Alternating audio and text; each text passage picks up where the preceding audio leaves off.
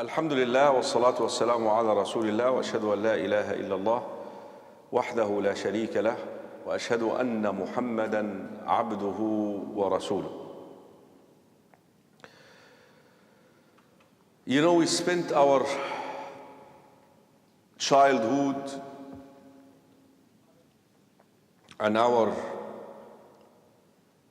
maybe adulthood overseas, you know, in the Muslim world. And then we migrated to America. That's not necessarily the case scenario of each one of you. But the majority of the parents, they came from another piece of land. So they were not brought up in this land. And we ended up with children. So we have seen how our parents raised us up. But we realized that they raised us up in a different place at a different time.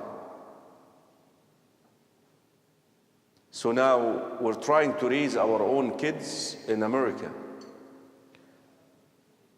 And it's a little bit a challenge. It's a big challenge for us. Yani your parents are really being challenged. Because again, parenthood, a lot of these tools are really inherited from your grandfathers, passed on to your fathers. And a lot of these parents have not lived here, or they were not raised up here. And this is why it is challenging. But let me begin by saying this. How many of you, their parents migrated from overseas to here? Just raise your hand, please. 1, 2, 3, 4, 5, 6, 7, 8, 9, 10, 11, 12, 13. So this is the majority, and this is the scenario. It's a blessing, by the way, if your father was born here. It's actually a plus, because he already has some understanding. But a lot of these parents, unfortunately, you will not find their kids in the masajid. It's very unfortunate. So the fact that you're here and your father was born here, you are blessed. You should say Alhamdulillah day in and day out. But it's very challenging, you know, living in this environment and being a Muslim. It's a little bit challenging. So I want to begin with the challenges which you may face in your environments, and maybe have a discussion over it. I want to elect only maybe 4 challenges that we can address tonight, inshallah. So let me begin with this question. Please mention one challenge that you're faced with as a youth, as a Muslim youth living in America. And don't shy away, please. Go ahead and talk. Feel free to mention it. It may sound strange or weird to you, but we need to hear it, inshallah. So again, my question to the youth, whether girls or boys, name one challenge that you would like to address here tonight. And I'm going to list these challenges, inshallah, and we're going to address at least 4, or if time allows, we'll do more than that, bi'idhnillahi ta'ala. So raise your hand if you want to participate. Name one thing which is challenging for you as a Muslim living in America, as a Muslim wants to be a Muslim in America, as a Muslim youth in an environment of non-Muslims? We want to hear that. Any volunteers from the sisters, the brothers? Okay. Assalamu alaikum wa rahmatullah. Wa alaykum assalam wa rahmatullah. I wanted to mention, I think it's being difficult constantly being surrounded by people who lack a religious application to anything. Just a general lack of religiousness in the society that we're surrounded with. Are you talking about Muslims or non-Muslims? Or all? Muslims and Americanized. Okay, excellent. I got you. I think I understand what you're saying. So the first challenge is, and I really, Ziad, I want to tell you that this is a challenge even for us, grown-ups. But, it sounds great that you're really noticing this in the society.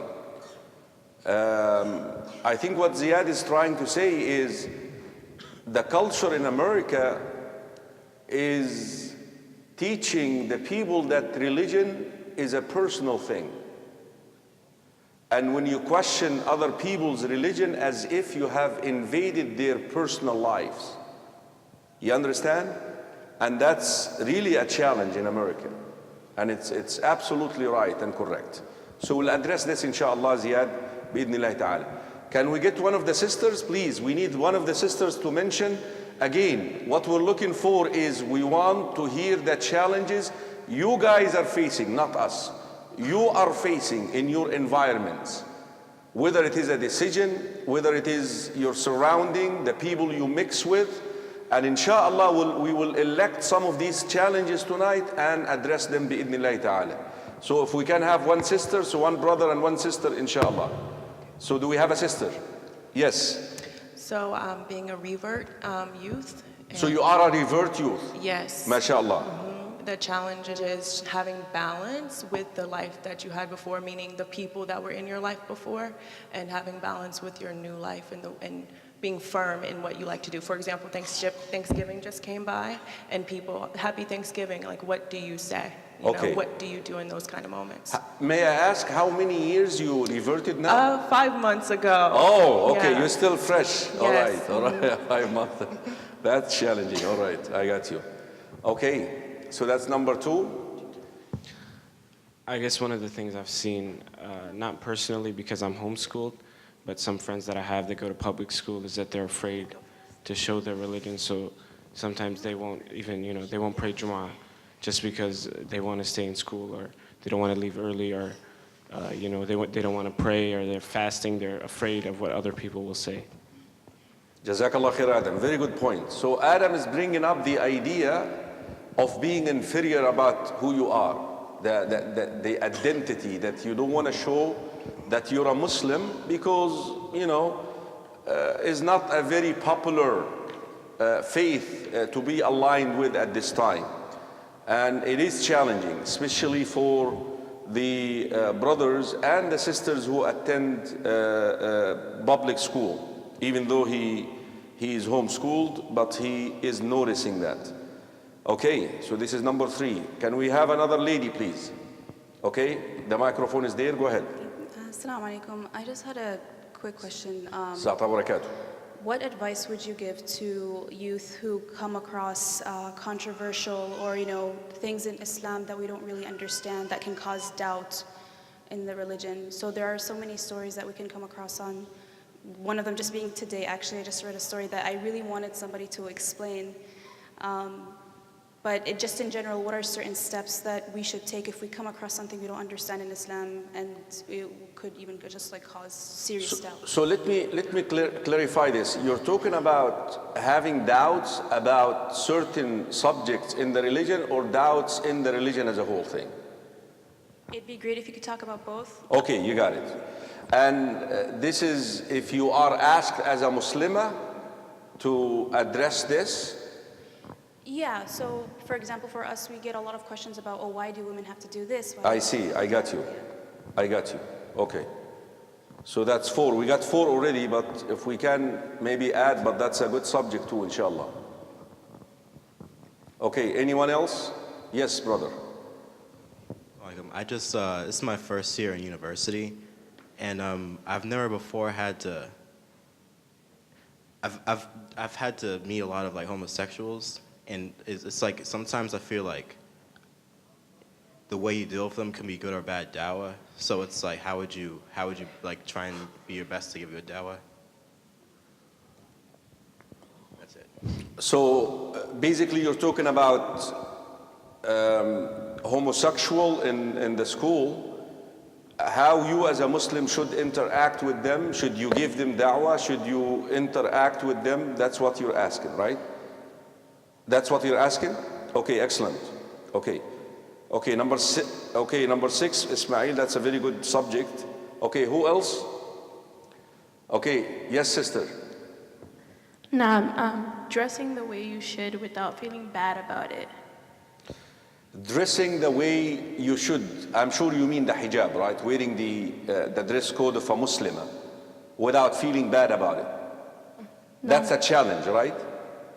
So do you feel bad about it, or you're trying to tell everybody not to feel bad about it? Yeah, not to feel bad about it. Okay.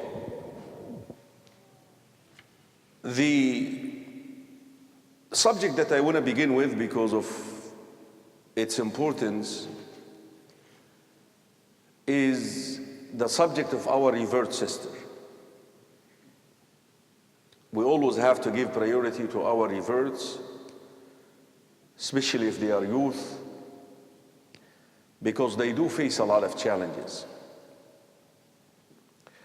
The Prophet ﷺ, in an authentic hadith, he said, Satan sits in the way of the children of Adam whenever they want to do something good.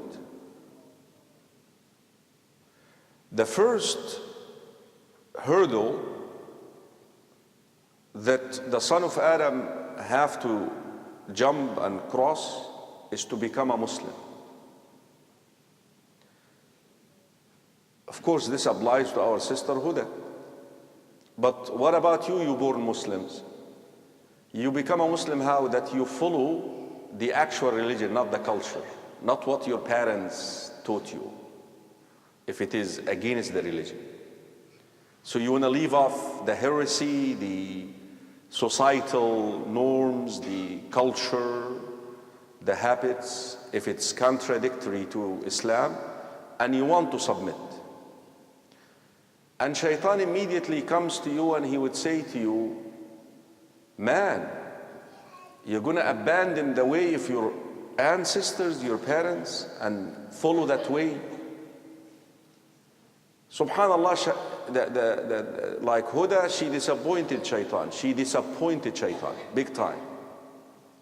She made him fail, because he will always trigger that in her. فَعَصَاهُ فَأَسْلَمَ. The Prophet said that the Muslim will submit to Allah subhanahu wa ta'ala. Look at the next challenge. Then it's time to make hijrah. After you become a Muslim and you want to commit to the religion, now you have to leave the old way and go to the new lifestyle.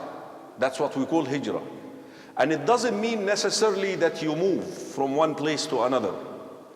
You could make that hijrah while you're staying in your house, but hijrah can be as simple as, look at this, you take your phone like this and you delete certain people, away from that contact list, because those people will take you bad company. They have bad influence on you. That's hijrah. And that's what our sister is saying. When you try to do this, shaitan will come to you and tell you, man, you're going to leave these old people that you've been hanging around with all your life, and you go to those new people. Now, always, number one, trust Allah subhanahu wa ta'ala, the one who guided you that far to where you are, that He will continue to guide you even through that. So that's step number one, Sister Huda. Always place your trust in Allah because He guided you, He got you to Islam. Likewise, do not abandon that servitude, that your heart is always connected with Allah subhanahu wa ta'ala. And this is why Allah subhanahu wa ta'ala says in the Quran, وَمَا لَنَا أَلَّا نَتَوَكَّلَ عَلَى اللَّهِ وَقَدْ هَدَانَا سُبُلَنَا. How come we're not going to continue to rely upon Allah when He guided me that far? Allah brought you that far. Here you are sitting in the middle of Muslims in a mosque. So He has taken care of you. Continue to trust Him. He will guide you further to be strong in order to simply abandon the old way and engage in the new way of life. But my advice to you and to any revert, take it easy. Don't overburden yourself. Don't do that. Take it easy and be careful regarding close relatives. Don't break up with them unless they are working on you in order to abandon your way. And I'm talking about fathers, mothers, family members. Because if you think about it, you're the one who made the change, not them. So now don't punish them for that decision. Don't do that. Because remember, they will be your next target, inshallah, in the sense of inviting them to Islam. And when they see that religion has made you a beautiful, good person, made you nice human being, they will appreciate that religion. And this in itself will be a practical invitation to them to come into Islam. But be patient, inshallah, Sister Huda. May Allah subhanahu wa ta'ala reward you. Now let's address the subject of, it's really a challenge, and I don't know how to address it yet. Because like I said, it's a challenge for, many of us. Brother Ziad brought up the idea of religion being a personal thing. And whenever you go and try to bring up the subject, you're always shut down. That's not your business, basically. Some people will say that's not your business. I don't want to talk about that. But meanwhile, you as a Muslim should be out there promoting your faith. But something about Islam, and you're probably noticing this, that you can make da'wah without saying a word, without speaking a word. How? Number one, the way you dress, the way that you look. Number two, the way that you behave, your character, your manner.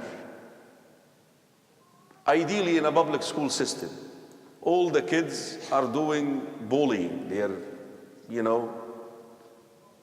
ridiculing one another. You don't do this. You don't do that. There is backbiting. You don't do that. There is lying. You don't do that. This does not mean that you can't have fun. There is a way that you can have halal fun. Answer me, there is one or no? So all the fun has to be haram? No, nobody said that. You still can have fun. But now here is really the tools of da'wah right here. We pray 5 times a day. And maybe we can tie this into the subject of Adam, the inferiority regarding being a Muslim in a public environment. You have to pray 5 times a day. I want to ask honestly, and I need an honest answer. How many of you, when it's time to pray dhuhr, they work it out with their teacher that they can go and observe Salatul Dhuhr in the school. How many of you do that? You do that? What do you do? How old are you to begin with? 5? So what grade are you in? KG. KG? MashaAllah. So you tell the teacher that I gotta pray? Okay? Yeah. So you tell them why? Because you had to pray 5 times a day. What time do you guys get off school here in Maryland? Isn't 3 o'clock around that time, right? No? So now Dhuhr comes at what time? 11:40, right? And Asr comes at what time? 12:20, right? 12:30, let's say that. That means 2 salahs right here, at least 1 salah. Let's say that you're gonna wait until you go home to pray Asr. So at least there is 1 salah that you have to observe in school. How many of you doing it? You do it? Okay, can you tell us your experience, please? Can you come up front and tell us your experience? You. Yeah, both of you. I mean, tell these young ones, how did you guys do it? Because for them it seems like it's impossible. I tell you something, and I'm not nagging about myself here. This is how I travel, wallahi. This is how I travel. Sometimes I wear a coat, and sometimes I take my kufi off because I look like a Muslim. Wallahi, when it's time to pray, right there at the airport, in the walkway, some people say, no, go and pray in that Christian, Jewish, Muslim place. I don't do that. Never do that. These chapels where they have these 3 religions together, never, a Muslim should not pray there. That's my ruling. I pray right there in the terminal. And I don't care. Isn't that da'wah in action? Everybody knows that this is how Muslims do pray. So can you tell us, please, how did you manage not to be afraid and to be out there in that classroom, but work it out with your teacher? You can't just walk out. No. You talk to the teacher, I'm a Muslim, and my time to pray is at this time, and there is a certain time because they don't understand the logistics of salah. They don't understand that we have to observe that salah at this time. You need to let them know that, because they can't tell you simply pray later. No, I can't pray later. This is mandatory that I have to observe this now. Can you please allow me to leave for 5 minutes, just 5 minutes? So can you tell us, please, how did you do it? What school do you go to begin with? Well, I go to university right now, but... You're a university student. Yeah, so it's... Okay. I just leave class. But let me ask you honestly, did you do it while you were in public school in the earlier stages of your life? Yeah, you just tell the professor or the teacher, like in high school and middle school? Did you go to public school or Islamic school? No, I went to Islamic school for 2 years, but then I went to public school. And you did do it in that public schools, right? Yeah. Okay. So you told what? The professor? You told the teacher? Yeah, most of the time the teacher knows. Like, most of the time it's not just you that has to leave. There's other Muslims in your class. So the professor or the teacher already knows that you have to go pray. So you just, in the beginning of the year, you tell the teacher, like, look, this is the time where I have to pray. So during this time, I'm going to leave for 5 to 10 minutes, go pray. Usually they have like a place, depending on what school you go to, there's like a place where you can go and pray. You just go pray there. There's a lot of different people. You pray jama'ah with the rest of the people. Everyone goes at the same time. And then you go back to school. So it's not like difficult, or there's nothing to be afraid of, because first of all, you're not by yourself. There's other people going with you. And second of all, like, they understand. They're not very ignorant. They're not like, what do you mean you have to pray? It's become so common that they understand the concept of, I have to go pray. Okay, next to you, please. Yeah, it'll just be leading off of what he said. Most of the time you can just mention the teacher or the professor that I have to go pray. Any of the sisters did this? Yes, you do it? MashaAllah. May Allah reward you. How did you do it? Can you tell us? I spoke to my principal and I collected the names of the other Muslim students, and they gave us a room to go pray Dhuhr and to have Jama'ah. MashaAllah. So those who are not doing it, I want to know why, and can we help them that they can actually start doing that? You know, why you're not doing it? You're afraid for them to find out that you're a Muslim? Or maybe you think it's not important. You know, in the day of judgment, the first thing that you're going to be asked about is salah. So how can we go about promoting that culture, the culture of salah, observing the salah in the public school system? How can we do it? Step number one. You know what step number one is? Find out how many Muslims are there in your class, or maybe another class. How many Muslims are there? So that's step number one. Now, how can you find out whether this person is a Muslim or not? I mean, how do you guys do that here? I mean, because we all look alike somehow, but how can you find out that this person is a Muslim? Because that's again tied up to what Ziad mentioned, that religion is a personal thing. So how do you find out if someone you have not met at PGMA or at Dar es Salaam or maybe at Laurel or the Turkish mosque? Basically, you don't know them and you want to find out whether they are Muslims or not. How can you go about that? Yes?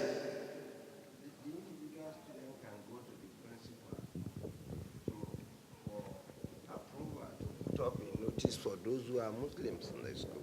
No. We just want to go about, we want to build this up from the ground up. So the first thing is we need to recruit as many Muslims as possible. So we have a body. We have 5, 6, 7, 8, 9, 10, as many as we have. Number two, we go to the principal or the professor or whoever is in charge.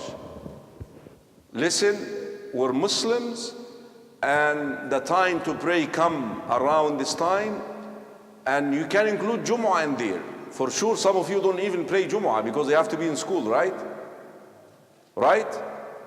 So now you want to establish Jumu'ah. So you're looking for space and you're looking for permission to leave the classroom in order to observe the Salah on time. So this is number two. Now, what if they tell you you can't do that? Or you can go ahead and do it, but you're going to lose some credit. Can somebody think of a solution for this? What is the solution for this? Yes? No, we don't want to lie. We don't want to lie. We're not going to lie. We want to be straightforward citizens in this country. That's the best way to make da'wah. Yes, brother? It's worth it to pray.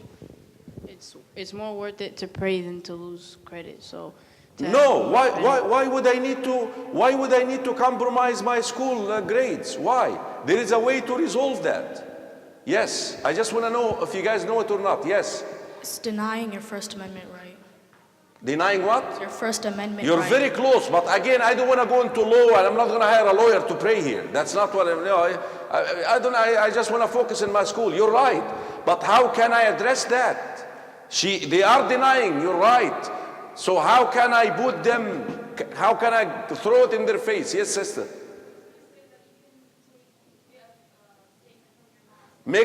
Say Allahu Akbar, Takbir.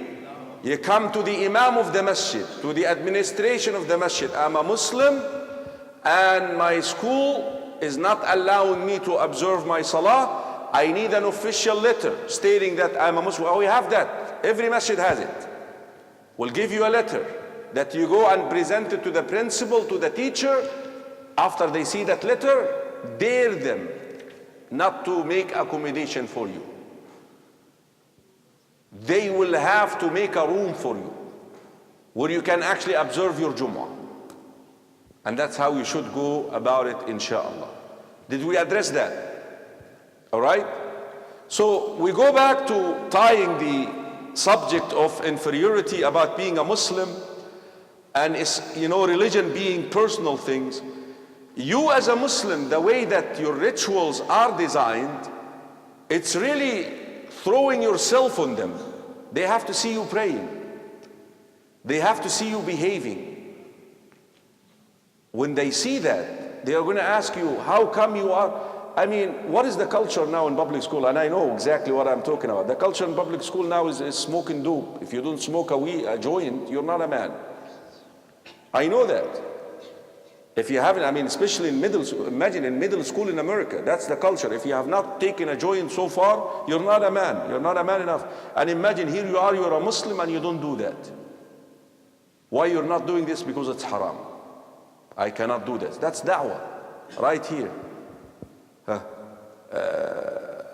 I'm sorry, I'm being, mean here. Even sexuality. I mean, if you have, like for the girls, if you haven't had a boyfriend yet, that means you're not beautiful.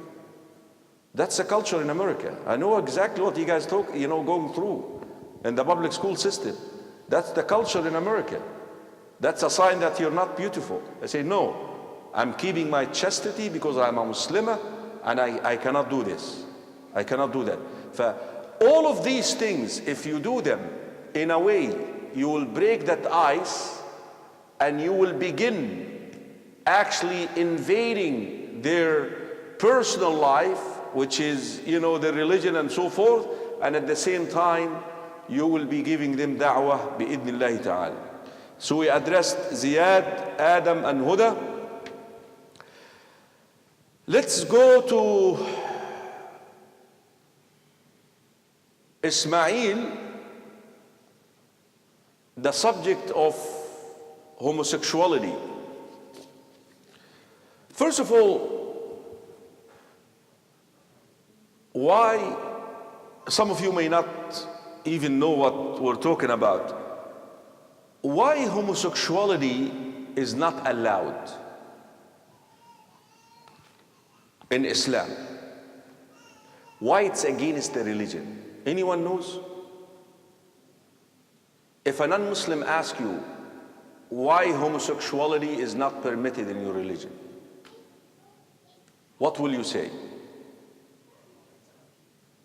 No, we want young people answering this. Sisters, yes. Go ahead, sister. Can you give her the microphone, please?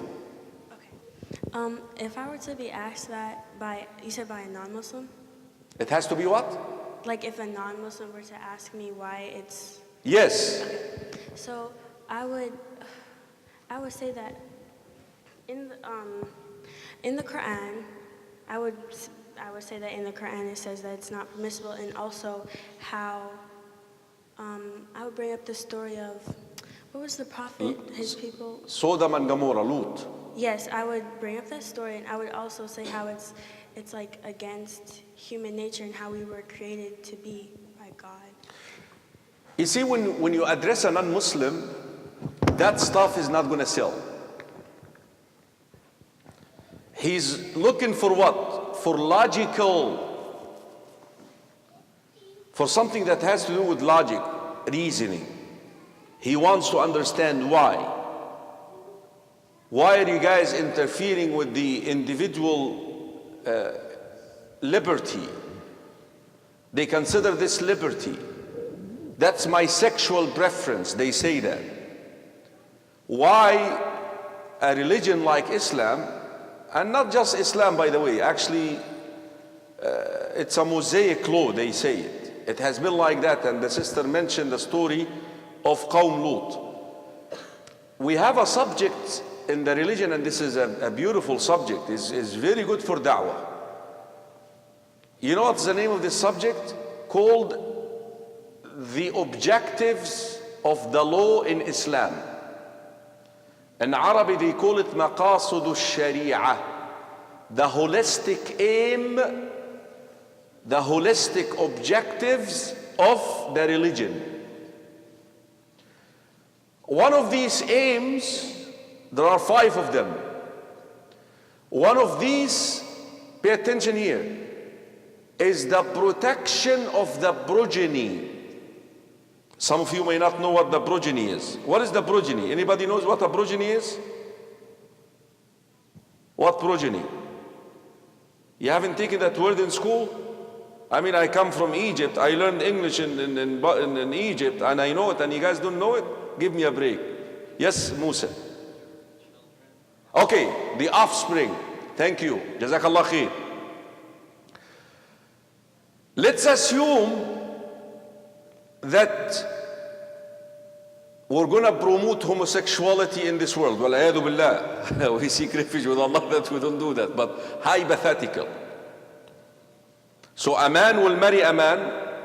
That's what homosexuality is. And a woman will marry a woman. What is going to happen to the race of Adam? Where is Adam? We have Adam here. What is going to happen to Adam? Are we going to have Adams anymore? Do a woman with a woman produce children? Do a man with a man produce children? You're getting it. So this is to protect the reproduction of the human race. That's why the religion doesn't promote that. You're getting it? So when you address a non-Muslim in this manner, beside the fact that it's against the fitrah, some of you I'm sure disgusted that we even talk about that. But we have to talk about it because some of you may be out there in that environment and you need to be able to address those people. Now, you have a dilemma here, living in America, because you can, shun that stuff where you come from. Where I come from, Egypt, I mean, they can't even bring that stuff up. But here in America, there is actually in some parts of America now, they have what is called sexual education. And this is how the homosexuals actually end up lobbying that they impose that education in the public school system, because they are saying people are not tolerant towards us. We're being discriminated against. You're getting the game, the play? So I know, and I travel to Canada a lot, and it's in Canada now. They teach the children all type, wallahi, all type of abnormal sexual preferences. But they don't teach them the normal stuff. So what are you promoting here? So now, for you as a Muslim living in America, and the subject is brought up, now if you're going to say, this is wrong, this is bad, this is terrible, you're a fanatic right here. You're going to write, okay, he's fanatic. I'm probably going to boot. And you don't want to look like that. But at the same time, you don't want to compromise what? Your standards, your beliefs, right? So how can you strike the balance here? Can someone help me? So you see, you're trying to play cool, right? And at the same time stick to your principles. How can you do it in this particular area?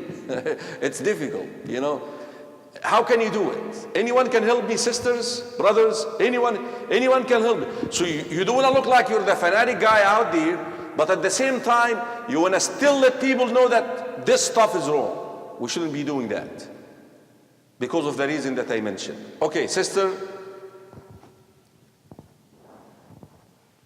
One thing that you can say is that you make it clear that, yes, my religion says that homosexuality isn't allowed, but because I'm living in this country, my religion also tells me that I must respect the laws of the land.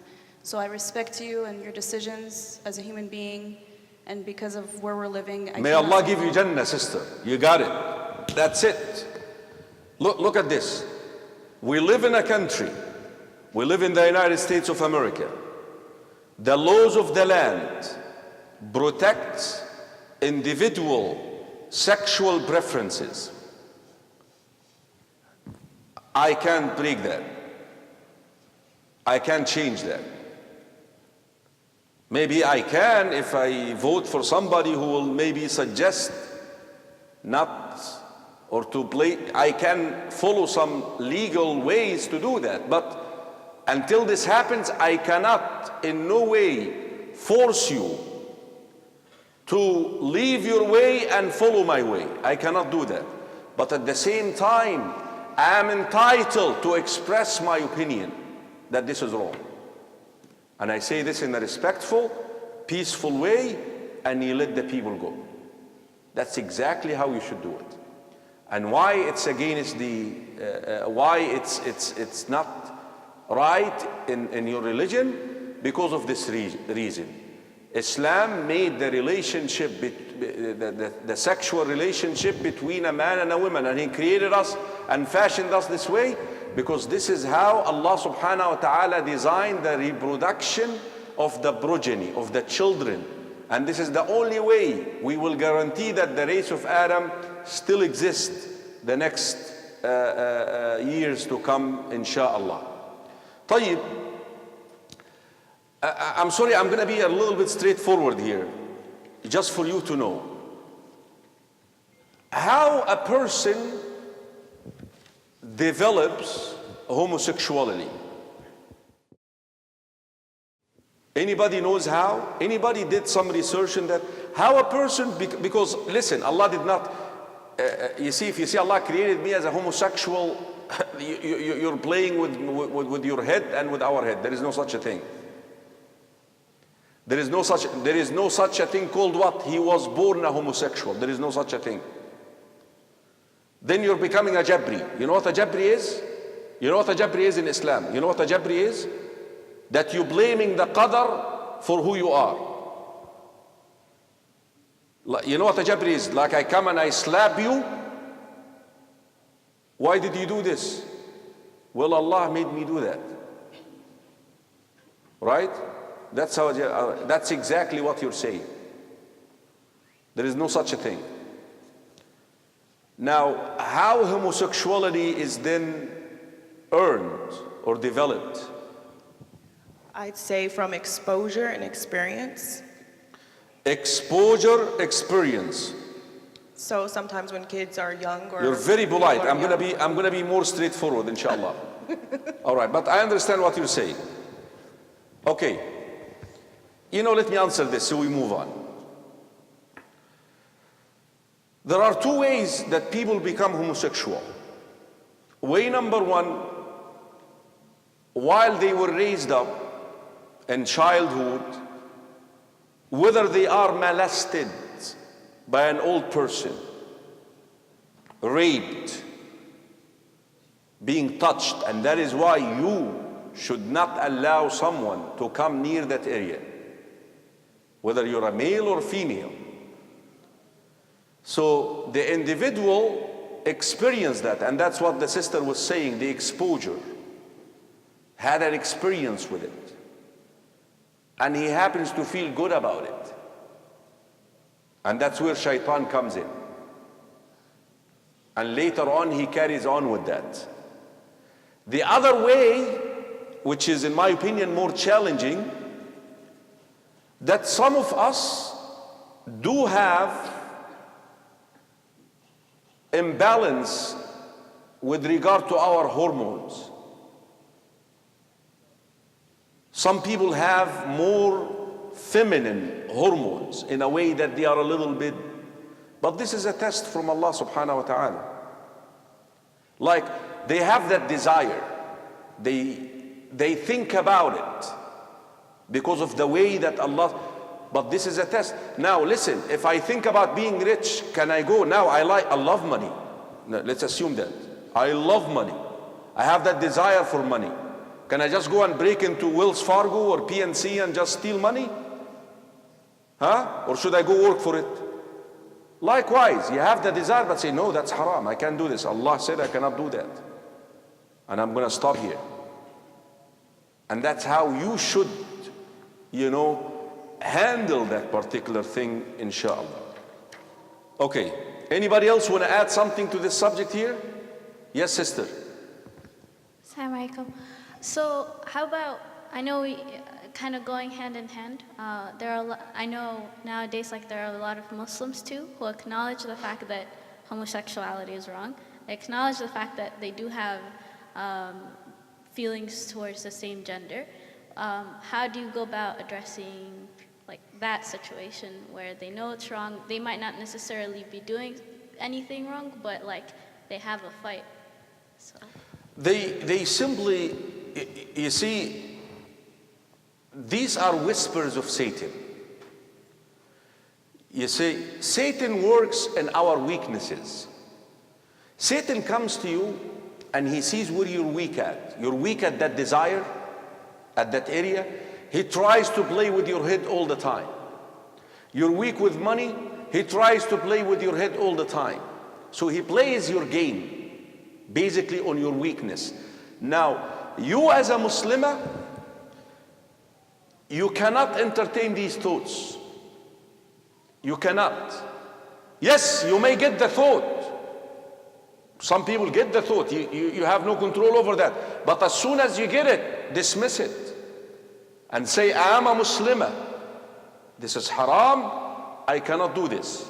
And Allah subhanahu wa ta'ala will make that life He chose for me much better than that life that my Satan and my wicked desire is demanding. So you have to deny yourself, like you deny yourself, stealing, like you deny yourself doing the bad things. Exactly, it's a bad thing that you should deny yourself doing it, inshallah.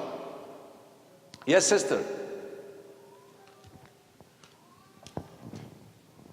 Assalamu alaikum. Salam wa rahmatullahi wa barakatuh. I say, no parents ever pray that will happen to their children, but supposing it happens, because we know that it happens to Muslims. And I think that's the area that we never addressed, and that's what Ismail was hinting to. Should we give them da'wah? I think the sister is asking. What should the parents do? Yeah, should we give them da'wah? I think that's the question here. Should we give them da'wah? Assalamu alaikum. Should we give them da'wah?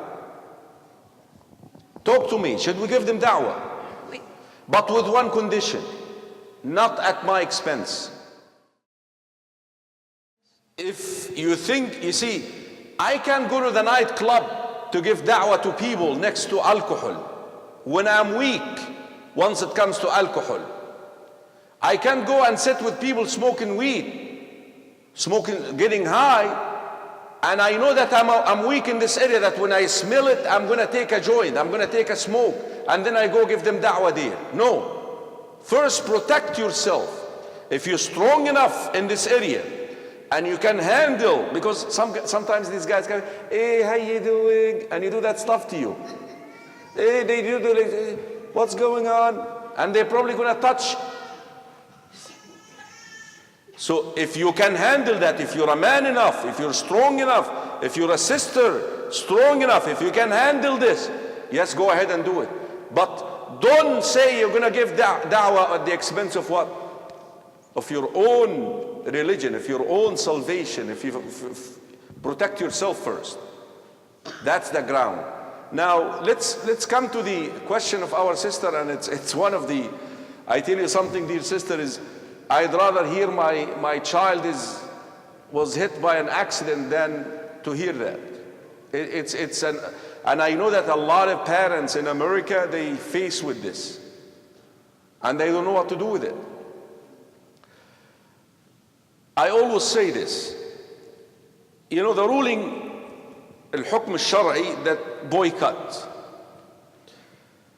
But probably, if you still keep a line of communication with them to a certain level, maybe one day they will realize that this is wrong and they will come back to the straight path. So always keep that line open, line of communication. But let them know that you're resenting what they are doing. You're resenting the act, but you still care for them, and you're hoping one day they will abandon doing that. And that's how we should go about it, inshallah. Okay, anything else regarding this subject? You give dawah to your child, but here's your child bringing another friend like her or him to your house. No. You see, you can't accommodate. If they are to hang around you, they have to follow. So our brother, I don't know if you heard him saying it, that what if they bring that lifestyle into your house? No. Zero tolerance regarding this. Zero tolerance regarding this. Absolutely not. So let's come to the issue of doubt. First of all, what is doubt? What is doubt? Anyone can define doubt for me? Well, I know it's shak in Arabic, but what does it mean? Okay, young man, go ahead. You have a microphone with you? Go ahead. I mean, when you're not like 100% sure of something. So it is 100%? When you're not 100% It's sure. like 99%? Well, you said if you're not 100%, that means 99% you would call it doubt? Like 50-50, I guess. Okay. Sisters, I saw a hand. What is doubt? Assalamu alaikum and welcome. You're good. It's 50-50, you're good. Assalamu alaikum. Sa'ata barakatuh. Like sometimes you know when you know too much, and when you start when you start like doing your own desire, like when you become changing, like I don't know how to say it, but it's just like sometimes some people, they too much educate and they start twist the things. Okay. I think you're going around something here that, okay, anybody else want to say something? Okay. All right. Are you a youth? How old are you? La. You're done with that. All right. Okay, Ismail. I think when you start comparing like your religion to others and start wondering like what do you think is better or what suits you, that could be doubt. Okay. No, actually we're trying to just identify the meaning of the word doubt. You're being doubtful of something that we're going to come, of the religion, we're going to come to it. But in Islam, there are levels of knowledge. Look at this now. And I'm going to quiz you about it because this is extremely important. The highest level is knowledge, which lead to certainty. They call it ilm al-yaqeen. Ilm al-yaqeen, knowledge which makes you certain that you don't doubt whatsoever. One of the people who helped me out with this, I was explaining that subject of certainty and what does it mean. And I kept going around, and you know when you have an accent like me, and you really have a hard time sometimes bringing up subjects like this. He said, Sheikh, next time please, instead of talking for 15 minutes like that, just tell the people, have you ever seen a bottle of honey? Pure honey. What happens if you place a drop of vinegar in it? What will happen to that honey? It will what? Spoil it. So, knowledge of certainty, that's the honey. That drop is called dhann, suspicion. What is suspicion? Is the drop. That you're certain, but not 100% like the brother said. You're 99.999999. I can go on, right? So there is what? You're certain, yes, but there is what? We call this what? Not shak. You don't call it shak. What do you call it? You don't call it doubt. You call it what? Suspicion. That you're suspicious. What is the next level down? Our subject, doubt. What is the difference between suspicion and doubt? Anyone knows? Doubt is what?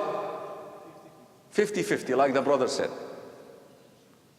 You're 50-50, like this. You're doubtful.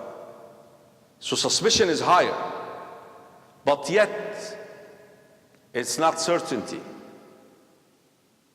What is next? Next level down. They call it delusion. Al-wahm. That I ask you about something you have no clue about. What we call ignorance. So you're getting that? So knowledge that leads to certainty. What is next? Suspicion. What is suspicion? Dhann. What does it mean? That you're certain but not 100%. What is next? Doubt. What is next? Delusion or ignorance, that you don't know something about it. Here is the more difficult one, and I think that's what the sister is saying, compound doubt, compound ignorance, that you learn the wrong thing about the whole thing. So we have to remove the old stuff and replace it with the new stuff. But let's focus here on the subject of doubt or suspicion regarding the religion. Allah subhanahu wa ta'ala told us that we have to believe in 6 things with certainty. Can someone name these 6 things for me? Who's going to name them for me? Next to you. To believe in Allah. Believe in Allah. And His angels. Angels. And the books that He Books. revealed. And the prophets. Prophets. And the final day. Final day. And the qadr. And the qadr. 6 of them. Now the question is, have you seen Allah? The question is, have you seen the angels? The question is, have you seen the books coming down? Have you seen the messengers? We haven't seen, obviously, the day of judgment yet. And we don't know what Allah wrote for us in the qadr. So all these things are what? What are these things? Beyond what? The senses, right? Beyond what? The senses. And you're supposed to believe in that with no suspicion, no doubt. Beyond, they say, beyond any shadow of doubt. What is the most important element of these 6 pillars here? What is the most important one? We mentioned 6, right? What is the most important of them all? They believe in what? In Allah. Now, I want to ask you a question. What does it mean that you believe in Allah? Anyone knows? What does it mean that you believe in Allah? Huh? You don't sin? No, what does it mean to believe in Allah? What does it mean? Sisters, yes. Microphone, please. To believe in Allah means to believe that He is the one God, the creator of all, and like has power over everything. Basically. Okay, that's beautiful. Number 1, that you believe that Allah exists. So this is 1. You believe that Allah what? Subhanahu wa ta'ala what? Exists. That there is Allah. What is number 2? That He created everything. Allah subhanahu wa ta'ala created every single thing. You name it. In the Quran, Allah subhanahu wa ta'ala says, Allahu khaliqu kulli shay. Why are we then, if we believe that, with no doubt, having Muslim children? And I want to tell you something. The phenomenon of atheism or people actually beginning to doubt that Allah exists, that Allah is the one who created, is not just in America. You know that we see that now in the Muslim world? You want to know why? Because when you go to school, they don't teach you that Allah created everything. They don't teach you that. They teach you a theory called Darwin, evolution. How many of you read this line in the text?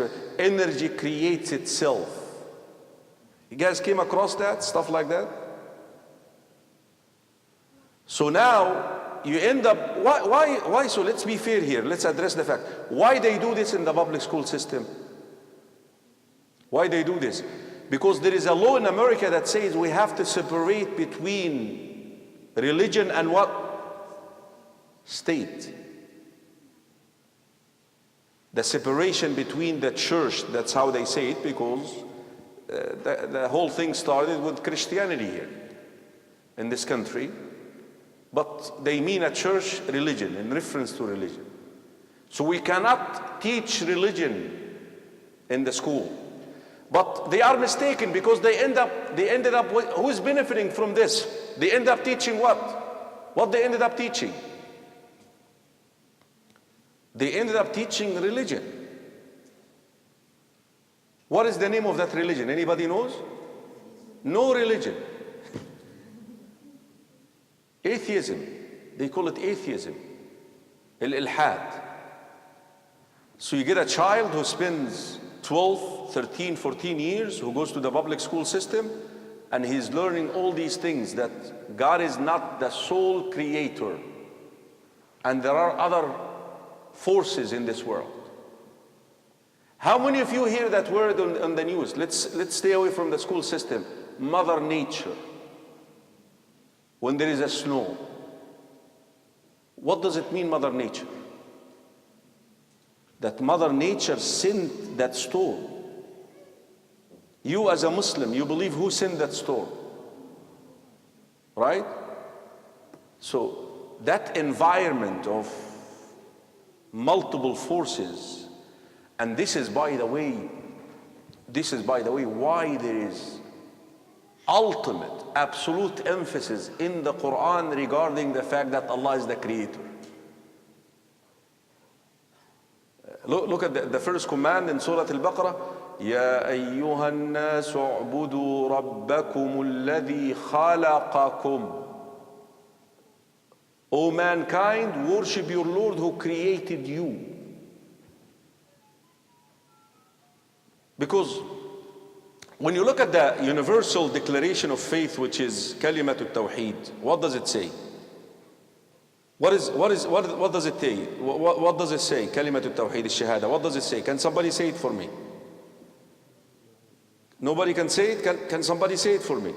Young man, what is the universal declaration of faith? What is the Shahada? Can you say the Shahada to me? La ilaha illallah Muhammadur Rasulullah. La ilaha illa. طب can someone translate this to me in English?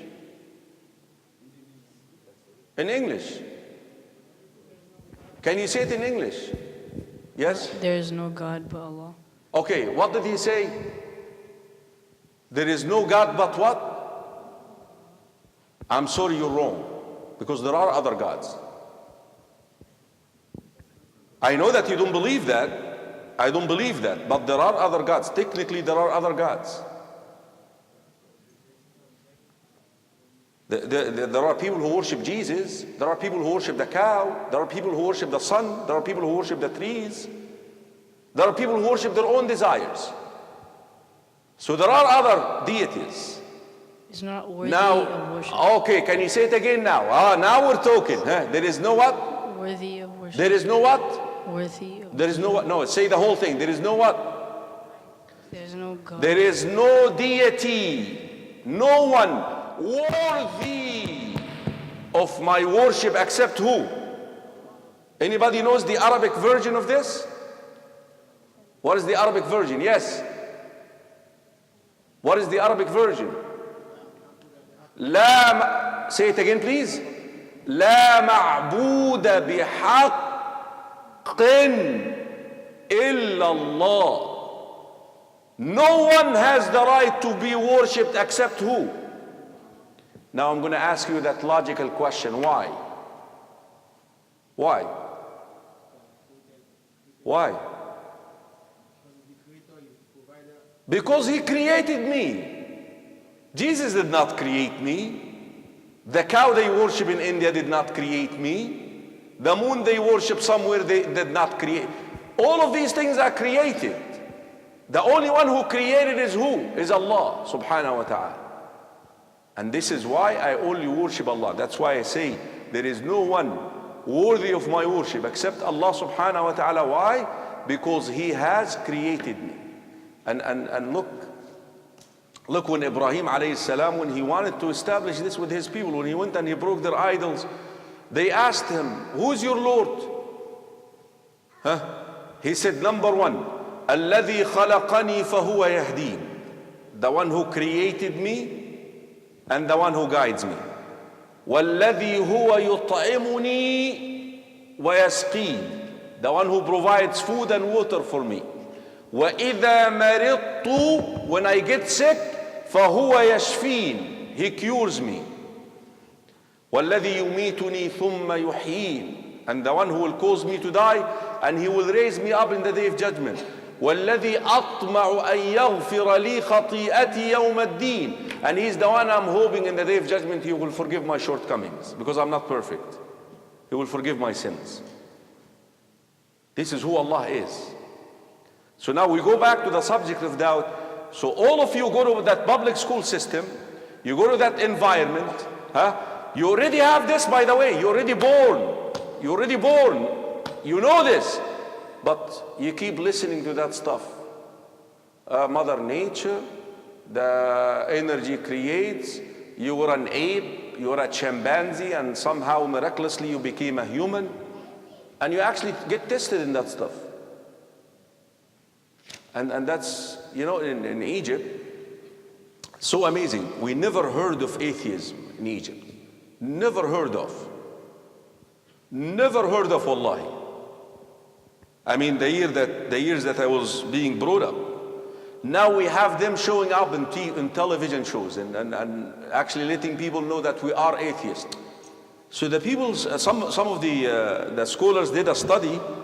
Why in the world we ended up with atheism in Egypt? And they have their own Facebook groups and they promote their thing. And how did we end up with those people? You know how? The last 15, 20 years in Egypt, they started building these fancy schools, extremely fancy schools. Have you guys ever been to Catholic schools? Anybody seen Catholic schools? How clean and fancy they are? Like that.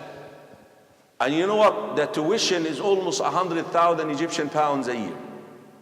Only a thief can afford it, quite frankly.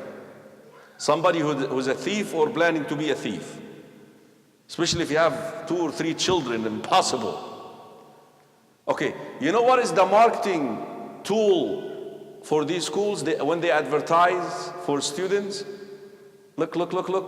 American curriculum. We teach American curriculum.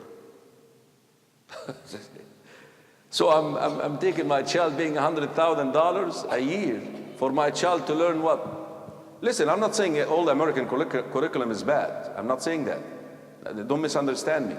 But that's what they teach. They don't teach you religion. They don't teach what you have learned in the Quran. They don't teach what you have learned in the Sunnah. Listen, you can go there as long as you know that stuff is not correct, is not accurate. But you know it so much and you believe in it so much because you get tested in it. For you to get the credit, the grades, you have to succeed in it. So, sister, I was trying to explain to you how that subject of doubt came about. You got students, children, from their first day, They are placed in an environment, and this is what is meant exactly by the statement of the Prophet sallallahu alaihi wasallam. Look at this. كل مولود يولد على الإسلام. في لفظ كده يقول لك على الإسلام في سنن النسائي. We know that the famous wording على الفطرة. But every newborn is born a Muslim. The child comes out of the womb a Muslim. What happened? Then the parents will do what? فأبواه. They will change that fitrah by enrolling him in a public school where he goes and he learns shirk, basically. That Allah is not the creator. That there was another Adam out there. That's where the whole thing is. So, in order for you to go back and address that circle of doubt which people have about Allah, about Islam, you need to begin from there, teaching them that Allah is the one who created everything. And this is something, by the way, that the Quran itself invites. ما هو, look at this Bedouin. Look at this Bedouin. He was asked, you know what a Bedouin is, right? Some guy who lives in the desert. He probably doesn't go to school at home. He never been to school. But he's a Muslim. So they ask him, how did you become a Muslim? How did you end up believing in Allah? You know what he said? Al-ba'ratu tadullu ala al-ba'ir. If I see a dung of a camel, you know what a dung is, right? Huh? You know what a dung is, right? If I see a dung of a camel, that means there was a camel here. Even though I do not see the camel, but there must have been a camel here. Wal-atharu, if you see the printing of the feet of somebody on the ground, even so you do not see the person. But there was someone here, because these are human feet. Now he looks at Sama'un datu abraj, the heaven with all these beautiful stars. Ardun datu fijaj, the earth with all these valleys and mountains. Biharun datu amwaj, the seas and the oceans with all these waves. ألا يدل ذلك على اللطيف الخبير. This doesn't tell you that there is a creator. Who made this? هذا هو. You have to look and you go back to that. ولذلك you know the subject of Darwin and the theory of evolution, they tell you in the Quran it is challenged with one verse. One verse. What is the verse? أم خلقوا من غير شيء أم هم الخالقون. Look at this.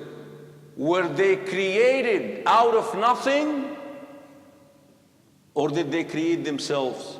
What is the answer to those two questions? Is it yes, yes? No, yes? Yes, no? What is the answer? Were you created out of nothing? Yes or no? Yes? Out of nothing. Yeah, I know that, but did you create yourself? Who created you? And Allah created you from a substance which He created Himself. If you want to help somebody who is having doubts, and this is why, ya ikhwa, the subject of Tawheed is extremely important, especially for our youth. Extremely important that you teach them who Allah is, subhanahu wa ta'ala, and you educate them about this subject. It's really important. Hopefully, inshallah, who brought up Sister Vivian? Anything else you want to say about doubt? Did we miss anything? That's where you need to begin, right there. This is the foundation of the problem. So when you bring in somebody who's having doubt about the religion, about Islam, about Allah, about the deen, just start from there. Who created? And you provide evidence. I love that story when Imam Abi Hanifa rahimahullah was sitting down, and an atheist came to him and he's debating with him that this universe has no creator. So he kept ignoring him for a while, not answering him. So the man started asking him, how come you're not answering me? You're not paying attention to me. He said, listen, I'm thinking about this question that I received before you, and I'm trying to find an answer for it. So the atheist said to him, why didn't you tell me the question? Maybe I'll help you. He said, well, this man told me about this ship that has no captain, and it sails in the sea, and it stops in every port. And things are being taken out, and things are being loaded, and there is no captain. Nobody does this. You know what the atheist said to Abu Hanifa rahimahullah? He said, this guy is crazy to ask you this question. He said, you are crazy.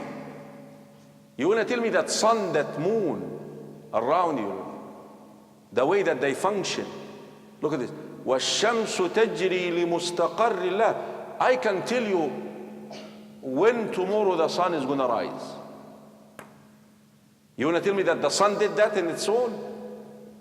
Who said this? Who set this up? You want to tell me that universe, that system, that universe, that system, that's whatever it is we're having here, there is no one who designed this, no one put this together.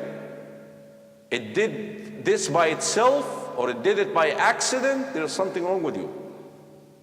Something wrong with you.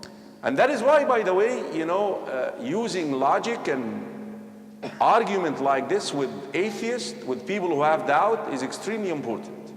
Extremely important, because you can't use Quranic or Hadith text because they don't believe in it anyways. So you have to use that text, inshallah. I guess we're going to stop here because we have to pray Isha, unless if you have any questions. Any questions? Any more questions? Oh, there is one more issue here. The sister brought up dressing without feeling bad about it. I was about to forget about that. Basically, the sister is bringing up the issue of the hijab. And may Allah subhanahu wa ta'ala reward our sisters who stick to the hijab at this time. Subhanallah, talking about showing your identity as a Muslim or as a Muslimah, anyone who sees you out there would know that you're a Muslim without you even having to identify who you are. Brother Ziyad, he left, he brought up the issue of religion is becoming very personal in America. You can't invade people's private lives. Imagine when a sister walks around wearing the hijab in America. Da'wah without a word. Da'wah in action. Subhanallah. You're sending a message out there. You're sending a message also who you are. And I always like to use this line with Christians when I debate with them, or when I go to that so-called interfaith. When they question us regarding why you guys force, this is how they actually place the question to us. Why do you guys force your women to wear that stuff, especially in Colorado? In Colorado we have some hot month, like really hot, So why do you guys force your women to wear that stuff in that hot weather? And why do you do this? And I said, listen, I haven't instated that upon them. I'm not the one who legislated that. Their creator legislated that upon them. And they are submitting to Allah subhanahu wa ta'ala. And they're doing this in obedience to Allah subhanahu wa ta'ala. But again, we go back to, like we addressed the subject of homosexuality, that sometimes you may have to use logic You just can't use with a non-Muslim, oh, they have to do that because it's a command. They have to do. You have to throw some logic into the matter, into the subject, so they are convinced a little bit. Why a woman, a lady, is required to dress in such a way? Simple. Again, we go back to that holistic aim or holistic objective. The protection of the progeny. How? Look at this. Every child, look at this now. Every child, pay attention to this. Every baby has the right to be born into this world, into a house where there is a husband and a wife, a father, a mother, not a boyfriend, not a girlfriend.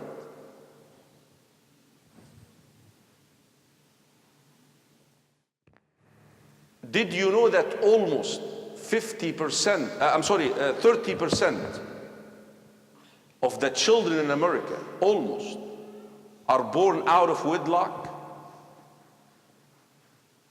And almost half of that percentage, the male, they deny that this is my baby.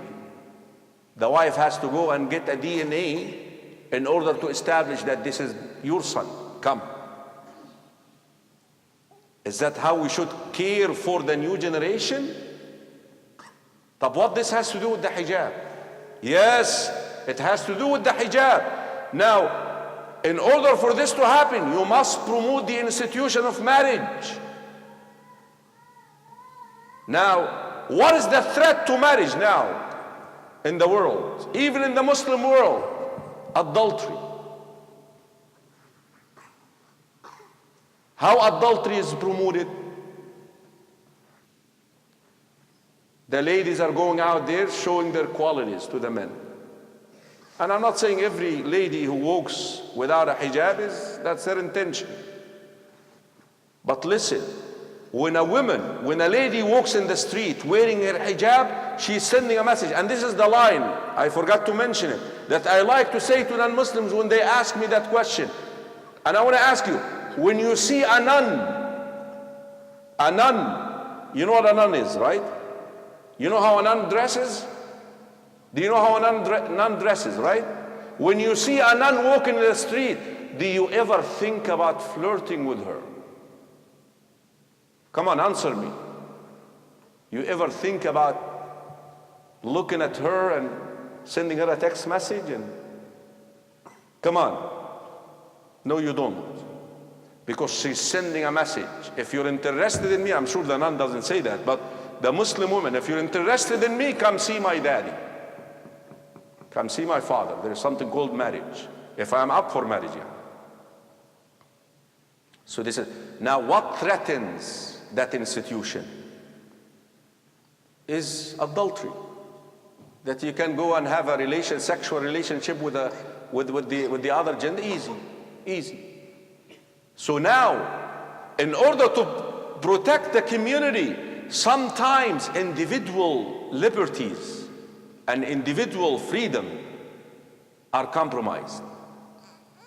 Like the sister, she has to be dressed in this way in order to protect what? Her chastity. In order to promote marriage, not to promote adultery and so forth. And that's the wisdom why.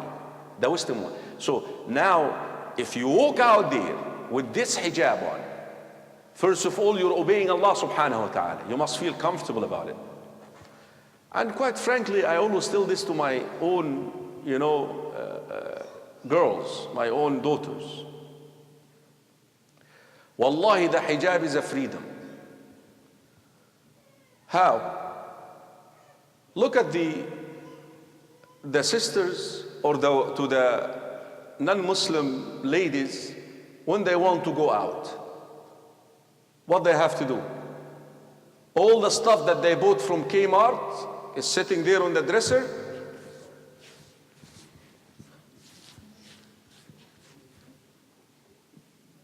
Oh. For who? For who? for the people. Show. But look at the women with the hijab, especially, think about the niqab now. Okay, oops. Who cares what's there? I mean, we should be careful with the hygienes here. But who cares what she's wearing there? Freedom, liberty, freedom. I'm not going to enslave myself. I mean, why do I need to look? I have to look like a Barbie for you, huh? Who are you to look like a Barbie for you, huh? It's really liberty. It's freedom. If you think about it, it's freedom. The hijab frees you.